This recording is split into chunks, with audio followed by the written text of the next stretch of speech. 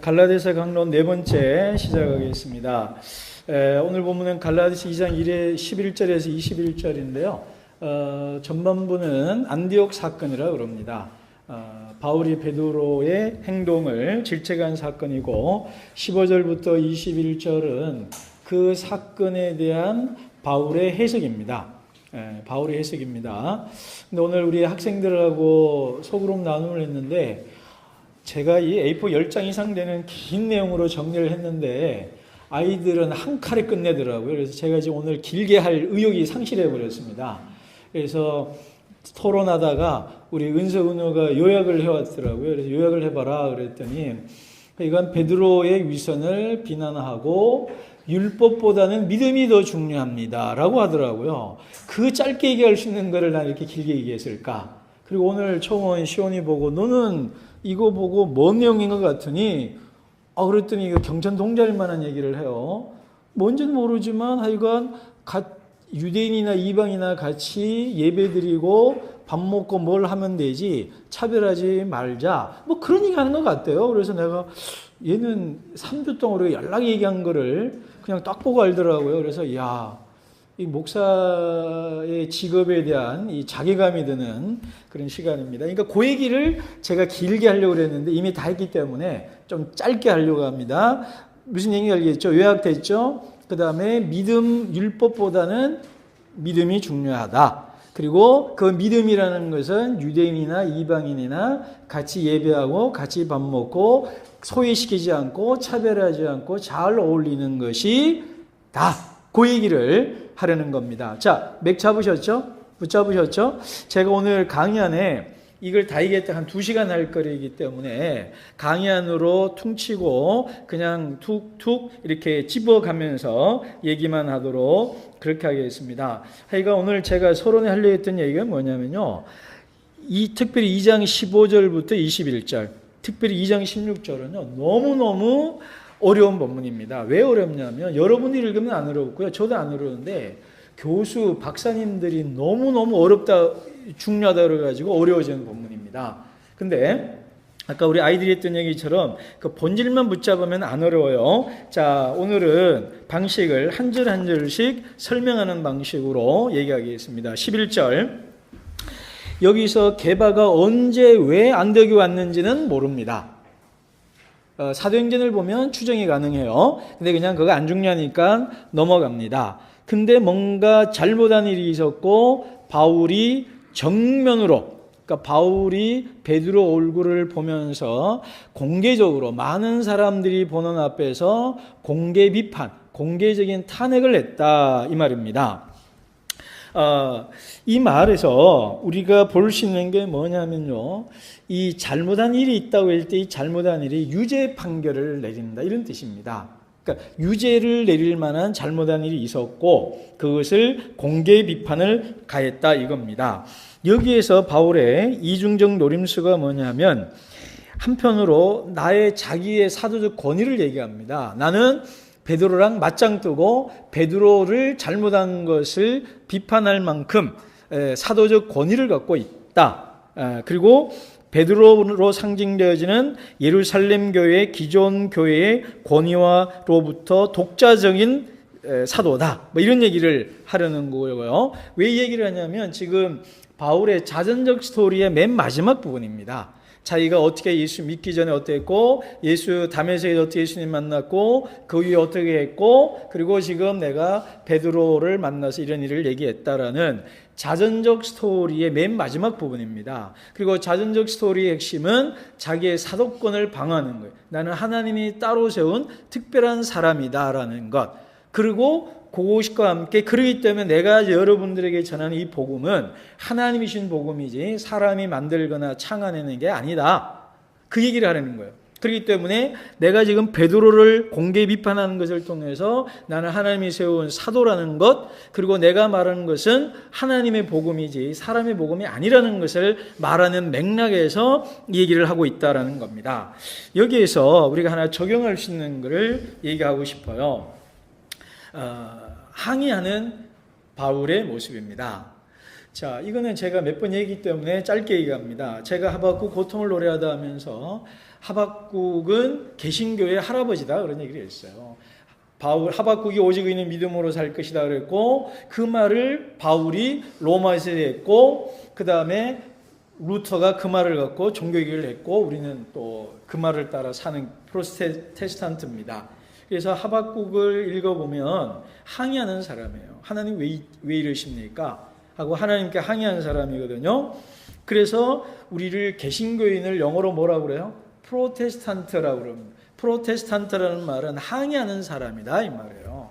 이의를 제기하는 사람이다 이거예요. 그건 아닙니다라고 손들고 혼자서 말한 사람이다라는 겁니다. 근데 종교육 당시에 이 캐톨릭이 우리 붙여준 이름이에요. 근데 이 개신교가 왜 이 캐톨릭 이 말을 쓰냐면 개신교인들이 뭐라냐면 우리는 증언하고 항의합니다 이런 말을 했어요. 캐톨릭에 대해서 항의하고 우리는 증언한다 이랬어요. 근데 증언이란 말을 빼버리고 너네들은 시끄럽게 비난질하고 비판만 하는 것들이다라는 말로 프로테스탄트라고 그랬어요. 경멸적 용어로 붙인 겁니다. 그래서 그 에스텝이라는 유명한 종교학자는 개신교의 본질은 항의하면서도 증언하는 사람이어야 된다 이런 얘기를 해요. 항의만 하면 개신교인이 아니라는 거예요. 증언에는 삶을 살아내는 것이 있어야 된다는 거예요. 그리고 제가 지지난주에 우리 학생 애들한테 한 얘기가 있어요. 얘들아 내가 너희들한테 왜 자꾸 요약하라 그러고 질문하라 그러는지 이해 아냐? 그 애들이 왜 그러는지를 몰랐던 모양이에요. 한 1년 2년 했는데도 질문 얘기만 하도록 할게요. 하나님의 말씀에 대해도 이게 왜 이러지라고 질문을 하고 따지고 캐물을 수 있는 것. 소크라테스가 뭐라고 했어요? 캐묻지 않는 삶은 살 가치가 없다 이 말을 하잖아요. 하나님의 말에 대해서도 따지고 의문을 제기하고 이거 왜 이러죠? 난 이해가 안 되는데요. 이건 아닌 것 같은데요 라고 항의하고 질문하는 훈련을 해라 이 말이에요. 이것이 왜 중요하냐? 너희들이 사회에 나가서 블랙리스트 만들려고 할 때 장관이 대통령이 블랙리스트 만들려고 할 때 어떻게 할 거냐? 회사에서 분식 회계하라고 그럴 때 어떻게 할 거냐? 하나님의 말씀에 대해서도 아니오라고 말하고 의문을 제기했다면 너희들은 세상 살면서 그런 잘못된 거 있으면 아닌데요? 이거 왜 이래야 되는 거죠? 그거는 하나님의 법과 세상의 상식에 어긋난데요? 그 말을 하라는 거예요. 근데 내가 그 다음 말이 뭐냐? 성경 보고 질문하는 것들이 사회에 나가서 질문하지 않으면 더 나쁜 것이다. 그러니까 우리 교회는 정말 좋은 크리스찬 만들거나 정말 나쁜 크리스찬 만드는 거예요. 교회 와서는 맨날 뭐 이게 왜 이래요 이러놓고는 사회가 갖고는 고개 푹 숙이고 있는 그런 사람 되면 더 나쁘다라는 거예요. 증언하라 이 말이에요. 그래서 하나님한테도 아니오 했다라면 너희들 사회에 나가서 아니오 할 줄 아는 사람이 되라 이 말이에요. 근데 전제가 뭐냐면 요약하는 거예요. 그 말은 뭐냐면 다른 사람의 말을 경청하는 거예요. 그러니까 상사든 선배든 교사든 목사든 스님이든 하는 말을 잘 들으라 이거예요. 아 당신이 이런 말을 하고 있군요. 잘 요약 정리 이해한 다음에 하는 거는 아니라고 말하고 그렇지만 난 이런 걸 느꼈어요. 이렇게 얘기하는 법을 배우라 이거예요. 사고하는 법을 배우라 이 말이에요. 그래서 오늘 지금 바울이 하고 있는 행동이 뭐냐면 그 사람이 설령 베드로라 할지라도 목회자라 할지라도 그 사람이 대통령이고 장관이고 회사 CEO라 할지라도 항의할 줄 알고 비판하고 도전할 수 있는 스피릿을 가지라 이 말이에요. 그게 바로 바울의 제자이고 갈라디아서 읽는 우리이고 프로테스탄트이고 우리 교회를 다니는 이유다라는 것. 자 11절 그렇게 얘기하고요. 자 12, 13절 여기 지금 복잡한 게 많습니다. 야고보에서 온 사람이 누구냐? 할례 받은 사람들이 누구냐? 그리고 그 사람들 때문에 감히 베드로가 두려워할 정도라면 이게 누구냐? 뭐냐? 그죠? 그리고 그게 뭐길래 베드로가 같이 밥 먹다가 그만뒀냐?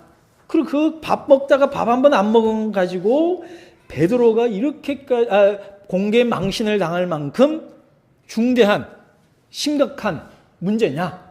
그 가지고 이런 갈라디아를 쓰고 뭐 저주를 받으라는 둥 막 이런 격한 언어가 오갈 만큼 이 사안이 그렇게 무지무지하게 중요한 거냐 이 말이에요. 이게 지금 사실은 밥 먹는 거 하나 가지고 이러냐 이 말이에요. 제가 뒤에 있는 걸 갖고 온다면 스캇 맥라이트가 그런 말을 해요. 제가 내 식으로 말하면 이거예요. 족발 먹어도 된다는 얘기 갖고 이렇게 싸우겠냐 이 말이에요. 밥 먹는 거 가지고 지금 제 말이 뭐냐면 좀 설명을 할게요. 유대인들은 이방인들과 밥을 같이 먹지 않고요. 못 먹는 거는 안 먹어요. 레위기에 나와 있는 거. 시키면 족발은 못 먹게 돼 있는 겁니다. 그죠? 그 다음 새우, 크랙 같은 거 못 먹게 돼 있어요. 그러니까 지금 스칸 맥나트가 뭐라고 하냐면 지금 바울이 베드로 보고 야, 크랩 먹어도 돼. 새우 먹어도 돼. 그 얘기하려고 이거 하고 있겠어요? 족발 먹어도 된다는 얘기를, 개고기 먹어도 된다는 얘기를 하기 위해서 저주하면서 율법이 어떻고 할례가 어떻고 믿음이 어떻고 뭐 이런 얘기 하겠냐 이거예요. 그건 아니라는 거예요. 그럼 뭐냐 이 말이에요. 자, 그 얘기 하기 전에 12, 13회에서 바울이 파악한 걸 얘기하겠습니다. 바울이 보기에 개박한 행동은 두 단어를 써요. 너는 위선을 냈다. 위선을 냈다. 그 다음에 복음의 진리를 따라 살지 않았다. 같은 말이죠. 위선을 행했다는 말은 복음의 진리를 따라 살지 않았다는 말이고, 복음의 위선이라는 말은 베드로가 안다는 거예요, 모른다는 거예요? 안다는 거예요. 왜? 친교 역사를 이미 나누었기 때문에, 그리고 고넬료 얘기가 있었기 때문에 베드로도 알고 있지만 그렇게 행동하지 않았다는 거예요. 알면서도 행동하지 않았다는 거예요. 그게 뭐냐? 결론은 유대 사람들하고 강요한 일을 했다 이 말이에요. 그러니까 지금 족발 먹어도 돼 얘기가 아니라, 술 먹어도 돼 이 얘기를 한 게 아니라, 이방인들어 유대 사람으로 억지로 만들려고 했다는 것이 이 본문에서 핵심이다라는 겁니다. 자, 정리됩니까?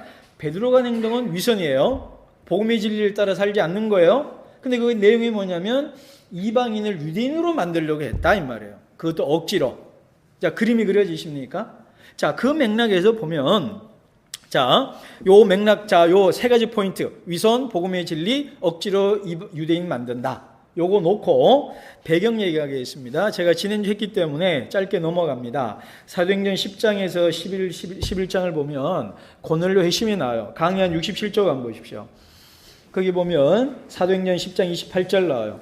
내가 유대 사람으로서 나는 이방 사람과 사귀거나 가까이 하는 일이 불법이라는 것을 여러분도 아십니다. 그러니까 지금 유대인들은 이방인들하고 사귀거나 밥 먹는 거는 불법이다 이 말이에요.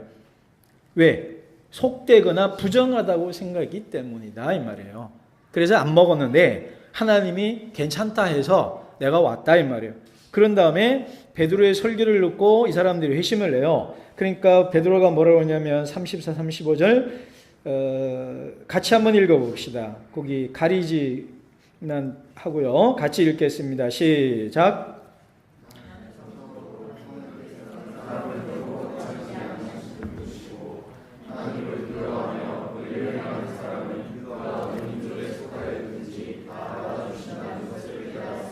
아멘. 자, 지금 요 얘기가 오늘 본문하고 완벽하게 맞아떨어지죠?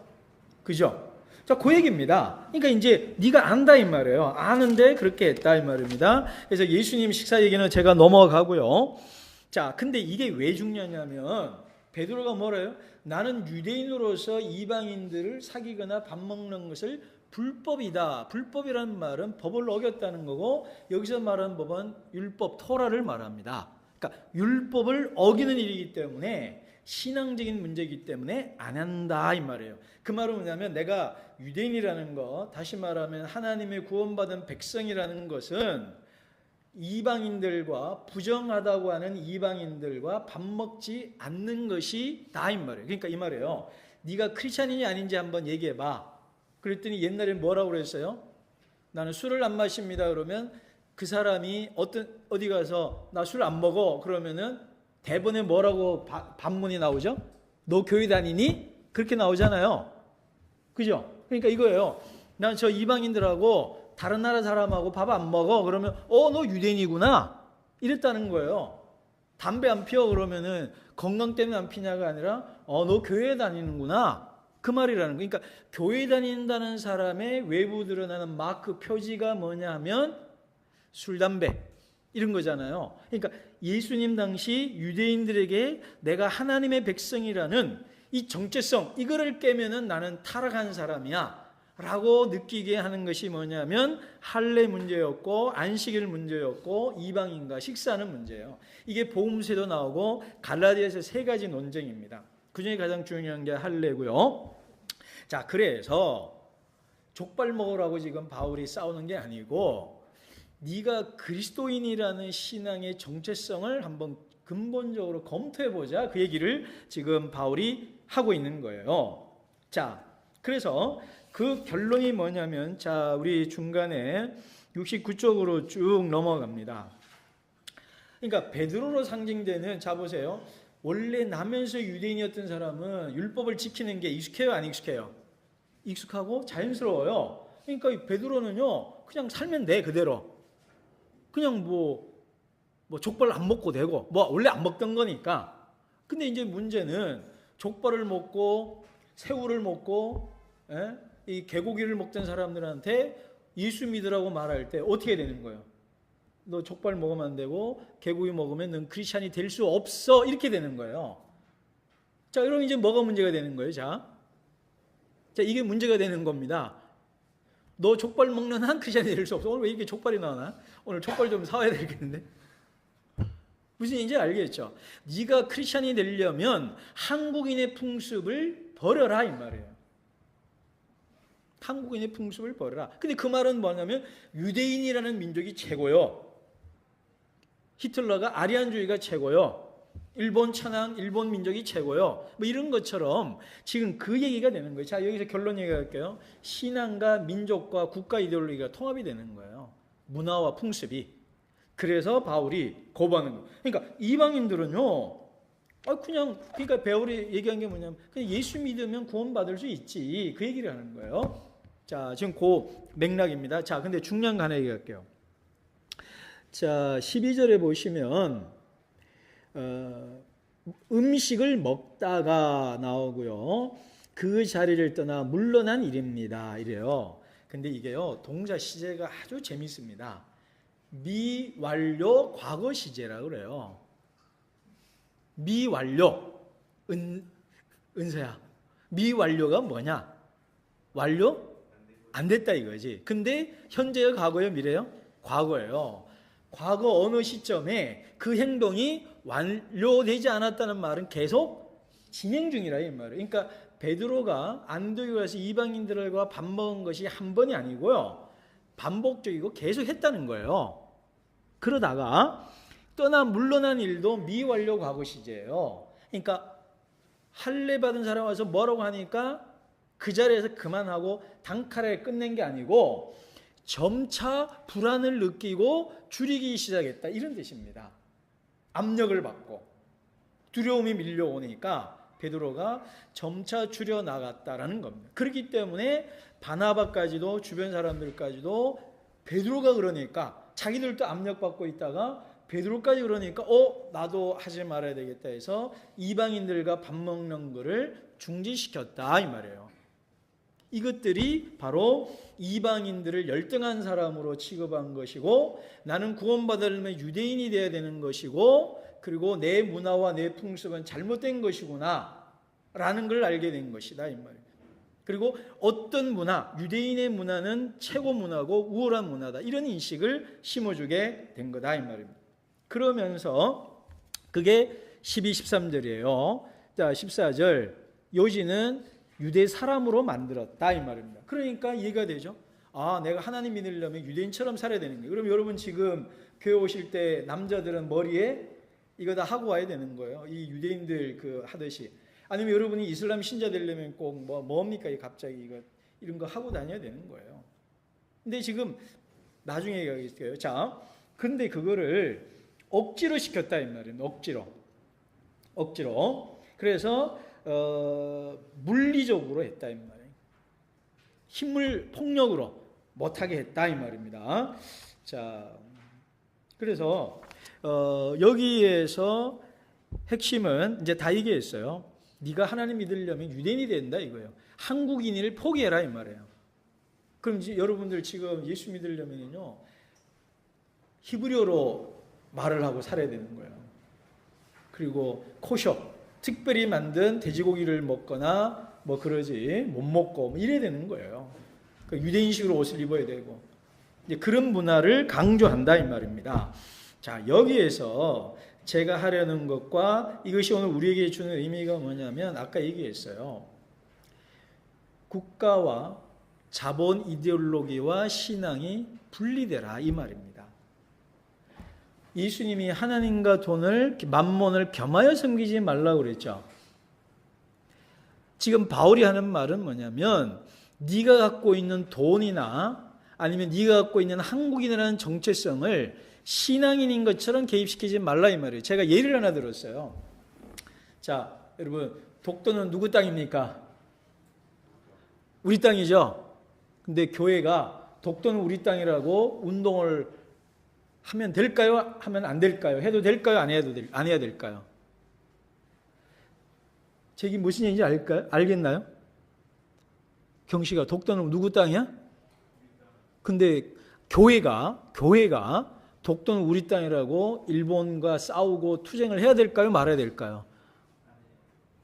지금 위험한 얘기 한다는 거 아시죠? 제가 이거 나가면은 아마 우리 교회 몰매 맞을 거고 태극기 들고 앞에 많이 태극기 휘날리며 할 것 같아요. 제 얘기 이해되나요? 한국인이 갖고 있는 생각과 신앙과 뒤섞지 말라는 거예요. 또 하나 얘기 드릴까요? 전쟁 문제. 우리나라가 대한민국이 전쟁을 합니다. 찬성해야 될까요? 반대해야 될까요? 보네프 얘기할게요. 2차 세계대전. 독일하고 영국, 프랑스가 싸웁니다. 독일에 있는 크리스천들은 뭐라고 기도할까요? 하나님 우리 독일 이기게 해주십시오. 프랑스와 영국에 있는 기독교인들은 우리 영국과 우리 프랑스가 이기게 해주십시오. 그럴 거 아니에요. 자, 질문. 그게 하나님 나라의 일입니까? 국가의 일입니까? 지금 오늘 처음 오셔가지고 이 지금 뭐 위험한 데 왔구나 이럴 거예요. 근데 잘 생각해 보세요. 그게 하나님의 나라의 일입니까? 국가의 일입니까? 국가의 일이죠. 근데 그거를 하나님 나라의 일로 착각한 사람들이 갈라디아서 때도 많고 지금도 많다 이 말입니다. 이해가 되나요? 내 생각인 거예요. 우리 공동체의 문화와 관행일 뿐이지 다른 지역에 있는 크리스천들에게는 통용되지 않는 문화인 거예요. 근데 그 문화를 복음의 본질인 줄로 착각하고 얘기하는 거예요. 그리고 그것을 안 지키는 크리스천들을 2단이다 3단이다 태극기 날리며 깽판 치기는 거는 그 사람들이 하나님을 믿는 사람이에요? 국가라는 신을 믿는 사람이에요? 국가라는 신을 믿는 겁니다. 그러니까 지금 이 바울이 아주 위험천만한 얘기를 하고 있고요. 제가 위험천만한 얘기를 하는 거예요. 그래서 우리가 이 얘기를 하는 이유는 뭐냐면 2장 9절에 나와 베드로 사이에 친교 약수를 나누었다 그래요. 자 보세요. 하나님을 믿는다는 사람들은 자 보십시오. 독일에 있는 크리스천하고 영국에 있는 크리스천들이 친교 약수를 해야 됩니다. 근데 서로 전쟁이 벌어졌어요. 친교 약수를 할 수 있을까요? 없을까요? 전쟁 때는 할 수 없다면 그 사람들은 하나님을 믿는 사람들이냐 아니냐 이 말이에요. 지금 제 얘기는 이해가 되나요? 네. 여러분 이해 안 되는 것 같아요. 자꾸 얘기하는데 되는군요. 넘어가겠습니다. 이게 바로 교회의 카톨릭이라고 하는 거예요. 카톨릭이라는 말은 에큐메니카라는 말은 유니버셜하다는 말은 보편적이라는 거예요. 그러니까 내가 믿는 신앙은 아프리카 갖다 놔도 일본에 갖다 놔도 북한에 갖다 놔도 보편 타당해야 된다 이 말을 하는 거예요. 근데 우리는 나만에만 통용되는 신앙을 가지고 신앙의 본질인 양 믿고 사는 사람이 많아요. 오늘 은사가 동성 얘기까지 했어요. 이 얘기까지 하면 나 위험하니까 여기까지 합니다. 그러니까 우리한테만 통용되는 문화를 신앙의 본질인 것처럼 외치지 마라. 그 얘기를 하는 것이 오늘 본문이다 이 말입니다. 자, 근데 이 유대인들은 그렇게 생각했다 이 말이에요. 지역주의 얘기할 수 있어요. 제가 한 3년 전인가요? 몇 년 전인가? 주일날 대구에 이제 청년부 헌신을 설교를 갔는데 목사님하고 장로님들하고 이제 보통 가면 이제 차를나 과일을 놓고 이제 잠깐 얘기하잖아요. 이분들 이제 생각하니까 의도대로 얘기한 것 같아. 그러면서 신공항이 대구에 와, 밀양에 와야 되는 얘기를 한참을 하시더라고요. 이제 부산서 목사라고 그랬던 것 같아요. 근데 나는 뭐 거의 관심이 별로 없어가지고 그냥 뭐 가덕도냐 밀양이냐 그런 거 싸우는구나 그랬는데, 근데 그분들 얘기를 들어보니까 대구 사람들이 어떻게 알고 있냐면요, 대구에 와야 된다는 얘기를 한참 하시더라고요. 그러니까 부산 방송들은 가덕도 가야 되는 얘기를 한참 했거든요. 근데 잘 생각해 보십시오. 그냥 그건 괜찮아요. 뭐 가덕도 가나 밀양 가나 이것도 부산 사람들을 혼날라. 근데 만약에 그게 이제 그분들이 그런 의도는 아닌데 신앙으로 말을 했다 이거예요. 그건 하나님 밀양 오게 해주십시오. 가덕도 오게 해주십시오. 그렇게 하지 말라 이 말이에요. 그건 그냥 밥 먹고 우리끼리 앉아서 이거 입하고 할 때는 하는 얘기지 신앙이 아니다 이 말입니다. 자꾸 헷갈리지 마라 이 말입니다. 자, 이 얘기 하다 보니까 마칠 시간이 됐는데요. 15절이 21절이 너무 중요해요. 그래서 조금 더 합시다. 좀 빨리빨리 넘어갈게요. 자, 강의 안에 다 있으니까요.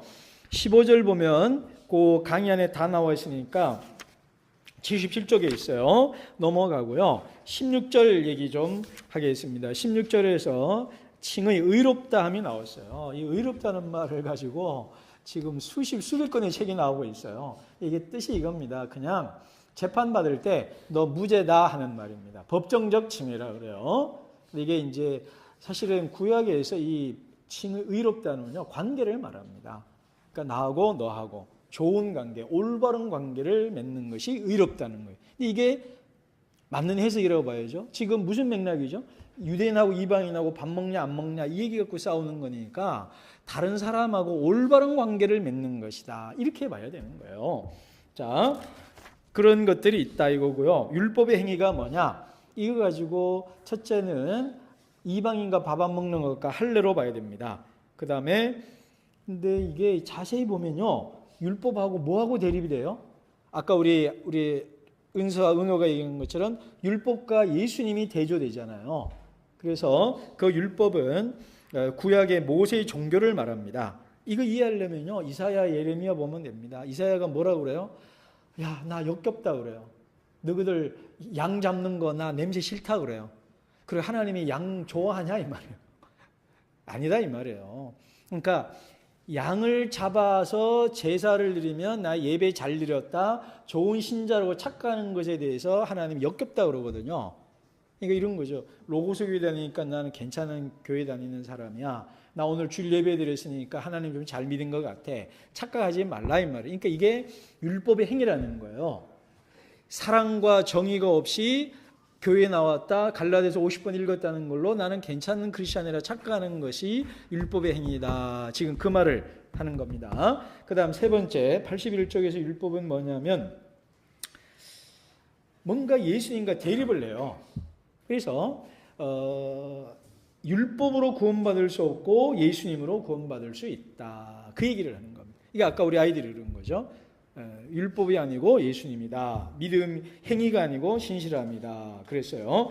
근데요, 이 어려운 거 다 넘어갑시다. 다음에 또 할 테니까. 여기서 제일 중요한 게 뭐냐면 믿음이라는 단어입니다.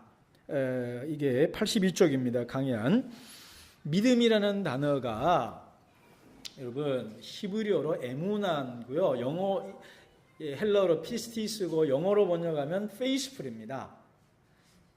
페이스풀을 우리말로 번역하면 어떤 뜻이죠? 신실하다는 뜻이에요. 한결같다라는 거예요. 그러니까 이 말은 뭐냐면 예수님의 신실함으로 구원받는다 이 말이에요. 예수님의 신실함으로. 그리고 예수님의 신실함을 나도 믿고 행한다 그런 거예요. 그래서 이 단어가 제가 하박국 고통을 노래하다 했는데 오직 의인은 믿음으로 산다고 그랬잖아요. 그때의 믿음은 신실함은 인내한다는 뜻이에요. 참고 견딘다 그런 뜻입니다. 그러니까 하박국이 무화과나무 마르고 포도나무 열매가 없으며 감람나무에 소출이 없을지라도 그 상황에서 참고 견디는 거예요. 그게 믿음이에요. 그리고 무화과의 열매가 많을 때는 할렐루야 하고 헌금도 많이 하고 막 얼굴이 밝고 찬양할 때 목소리 컸어요. 근데 요즘 무화과 나무가 좀 말랐네. 그러니까 교회 가기 싫어지고 헌금도 하기 싫어지고 하나님 안 계신 것 같아 보이고 그래요. 뭐가 바뀐 거예요? 내 상황이 바뀐 거예요. 그러니까 그거는 페이스풀하지 못한 거예요. 내 상황이 어떠함과 상관없이 하나님을 믿는 것, 그게 신실함인 거예요.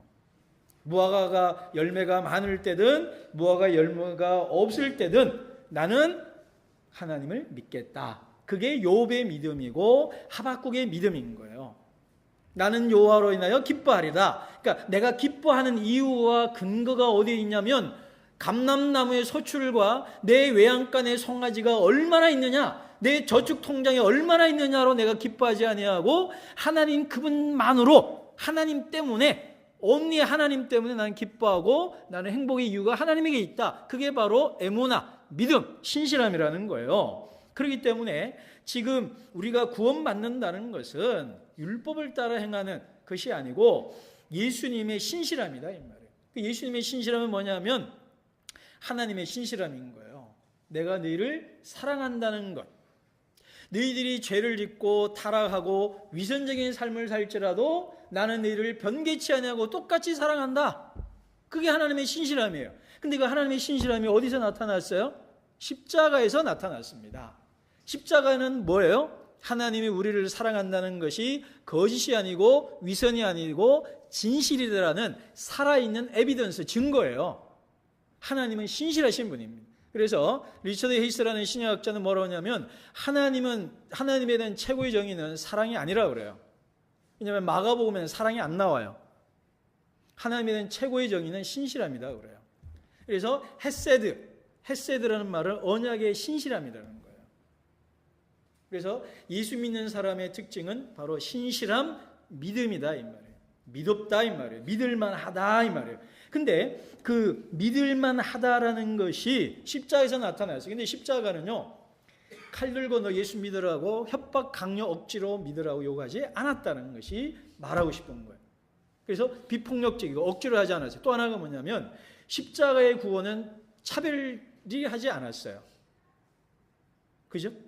예수님이 십자가에서 돌아가실 때 너 구원받고 내가 제일 미워하는 우리 너는 빼, 그러지 않았잖아요. 근데 우리는 어떻게 해요? 내가 그런 적이 있거든요. 다 구원받아도 저 인간은 구원 안 받으시면 좋겠더라고요. 그게 차별적 사랑이잖아요. 근데 십자가는 박근혜도 구원을 하시고요, 문재인 노무현도 구원하십니다. 불편한 진실이잖아요. 그래서 십자가는 비폭력적 사랑이고요, 차별 없는 사랑이에요. 그래서 이게 왜 얘기해요? 이방인이라고 차별하지 마라 이 말이에요. 이방인이라고 소외시키지 말고 폭력 쓰지 말고 차별하지 말라, 그 얘기를 하는 겁니다. 그래서 이 뒷얘기가 다 그 얘기입니다. 율법에 대해서 죽었다는 말은 그런 뜻입니다. 그래서 20절 우리 그 유명한 외우고 있는 내가 그리스도와 함께 십자가에 못 박혔나니, 줄이면 이겁니다. 나 이제 어떻게 살겠다? 나도 십자가에 못 박히는 삶을 살겠다 이 말이에요. 그 말은 뭐예요? 남에게 폭력을 행사하지 않고 강요하지 않는 신앙, 그리고 남을 차별하지 않는 신앙, 할례와 음식이나 안식일로 남을 차별하거나 배제시키지 않는 보편적 사랑을 하면서 나는 살겠다, 그 말을 하는 겁니다. 그리고 결론 바로 넘어가겠습니다. 결론으로 넘어가면 첫 번째, 생각하는 신앙이 돼야 되고요, 하나님께 질문을 하는 신앙이 돼야 되고요, 저 사람 베드로니까 맞아, 뭐 그렇게 아무 생각 없이 맹목적인 신앙을 하지 말아라 라는 거고요. 두 번째는 위선으로 살지 마라, 그 말입니다. 우리 아이들하고 얘기하면서 그랬어요. 위선에 관한 한 최고 전문가는 목사인 나다. 여러분, 여기서 위선에 관해서 할 얘기 제일 많은 사람이 누구겠어요? 접니다. 뭐 설교한다고 설교한 대로 살겠습니까? 그렇다고 설교한 대로 못 산다고 설교 안 할 수 있나요? 제가 한번 얘기했잖아요. 제가 실명 거론할게요. 홍정일 목사님, 그 주 내가 진짜 이들껏 못 살기 때문에 설교 못 했대요, 한 주.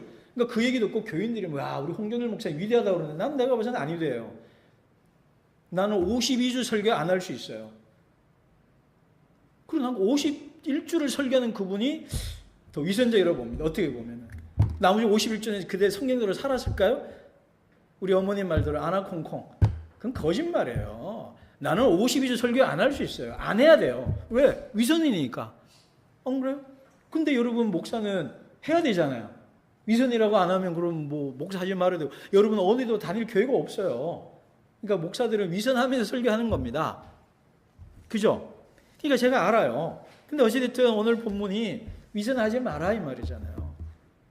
예수 잘 믿는 척. 그래서 제가 여러분들 맨날 하는 소리, 너무 목사보다 신앙 좋은 것처럼 너무 나눔할 때 막 내가 막 하나님이라 된 것처럼 너무 그렇게 경건하게 나눔하지 말라고 그러잖아요. 그게 힘들더라고요. 그러니까 그렇게 믿지 말라 이 얘기고요. 그 다음 마지막 결론은, 나는 그리스도를 십자가에 못 박은 사람이지만 이제 십자가에 못 박힌 사람이 예수 믿는 사람입니다. 그러니까 예수 믿는다는 건 뭐냐면 나 술 담배 안 해, 나 예수 믿는 사람이야, 이게 아니고요. 예수를 나는 십자가에 못 박은 나쁜 놈이에요. 나는 예수를 십자가에 못 박은 나쁜 놈년입니다. 근데 이제는 뭐가 됐어요? 내가 십자가에 못 박힌 사람이다 이 말입니다. 그러니 이제는 뭐 하라고요? 남을 십자가에 못 박지 마라 이 말입니다. 남을 십자가에 못 박으며 살지 말아라 그 얘기입니다. 여러분, 교회사학자들이 거의 100%가 동의하는 게 뭐냐면, 교회가 왜 타락했냐 하면 콘스탄틴으로 봅니다. 여러분, 십자가는 십자기가 아닙니다. 십자가에는 누가 못 박혀야 돼요? 해우가, 너의 십자가에는 누가 못 박혀야 되겠니? 네가 매달려야 되겠지. 내 십자가에는 내가 매달려야 되잖아요. 근데 콘스탄틴은요, 남을 십자가에 못 박아요. 십자기가 뭡니까? 총칼이거든. 그러니까 십자가로 칼 만들어갖고 남을 푹푹 찌르고 다녀요. 그러니까 내 십자가에 남의 피가 묻어있고 남이 매달려 있다 이 말이에요. 그게 교회가 타락한 것이다 이 말이에요. 근본적인 변질이 그거다 이 말이에요. 그러니까 내 십자가에 나를 매달아라 이 말이에요. 그래서 갈라디 1장 4절이 제일 중요하다고 그랬죠. 하나님의 뜻이 뭐냐면 이 악한 세대에서 남을 구원하기 위해서 내 몸을 십자가에 못 박는 거다 그랬어요. 근데 악한 사람들은 어떻게 하냐면 나 구원하려고 남을 십자가에 못 박는 사람이다 이 말이에요. 이게 유대인들이잖아요. 남을 십자가에 못 박잖아요. 그러지 말아라 라는 것입니다. 그러므로 우리 사랑하는 로고스 식구 여러분, 우리도 예수님과 함께 십자가에 못 박힌 사람으로 이 자리에 앉아 있습니다. 그러나 과거 전력을 얘기한다면 지금 예수 믿기 전까지 삶은 나 하나 편하기 위해서 남을 괴롭히며 살았던 사람입니다. 근데 예수 믿는다는 것은 내가 못 박히는 거예요. 그리고 남을 못 박지 않고 나를 못 박는 삶을 살겠다고 결단하는 사람들이 그렇지 않은 것입니다. 우리 사랑하는 우리 오시고 여러분, 다시 한번 말합니다. 우리는 예수를, 아무 잘못 없는 예수를 십자가에 못 박고 행복했던 사람들입니다. 그렇게 나쁜 사람들입니다. 근데 알고 보니까 내가 나쁜 줄 알고 죄인 줄 알고 나를 십자가에 못 박았습니다. 이제 남을 십자가에 못 박는 그런 삶이 아니라 남을 위해 나를 희생하면서 남을 섬기고 사랑하는 그런 십자가에 못 박힌 사람들 되시기를 주의 이름으로 축복합니다.